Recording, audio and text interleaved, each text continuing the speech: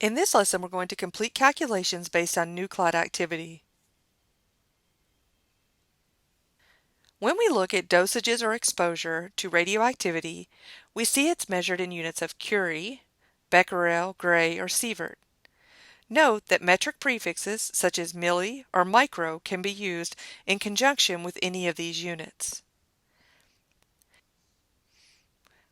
The important thing to remember about these units is that just like we can look at the fraction or percentage or mass of a sample left, we can also look at the activity of a sample in order to determine information about the half-life and its decay. We treat it no differently than we would any other value. A sample of a radioisotope with a half-life of 2.5 days has an activity of 55 millicurie after 12.5 days. What was the original activity of the sample? Notice that this problem is looking at the activity after 12.5 days. So we are looking at the end value, not the initial value. We're going to work this problem backwards. Our total time is 12.5 days, and each half-life is 2.5 days, which means we've undergone 5 half-lives because 12.5 divided by 2.5 is equal to 5. Because this problem gives us the final activity, we're going to start on the right side by writing 55 millicurie.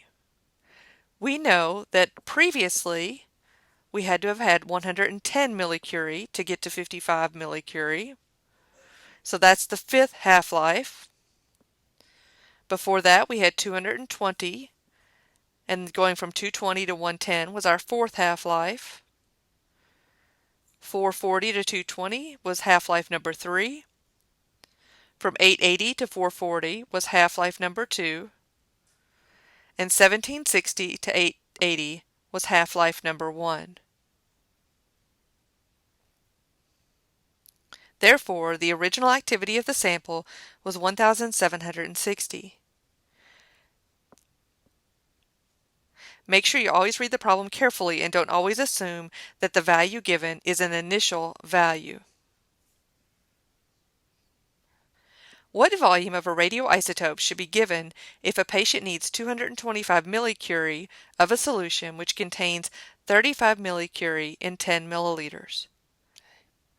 We're given an amount, 225 millicurie, and we're also given this relationship, 35 millicurie in 10 mils. Although it does not explicitly show this as a fraction, because of the way the problem is written, we know that this is a relationship. So we have 35 millicurie in 10 milliliters and 225 millicurie. We're trying to solve for the volume, so we're looking for an answer in milliliters.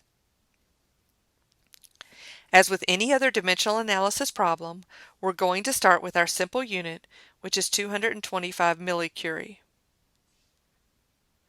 We know that millicurie needs to be in the denominator on the next step so that the units can cancel.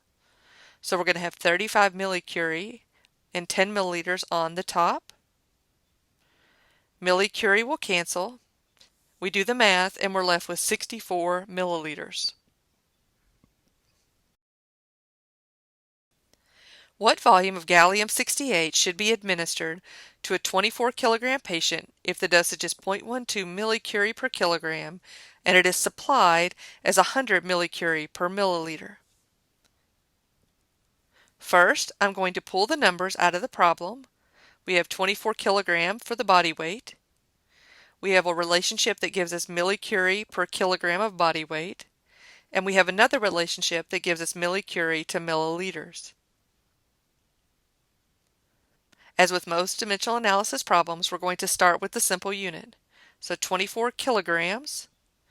Kilograms needs to go on the bottom of the next step, so the units will cancel, and we're left with 0.12 millicurie over kilogram.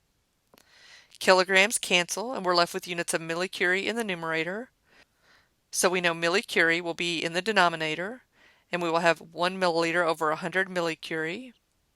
Those units will cancel, and we're left with 0.029 milliliters.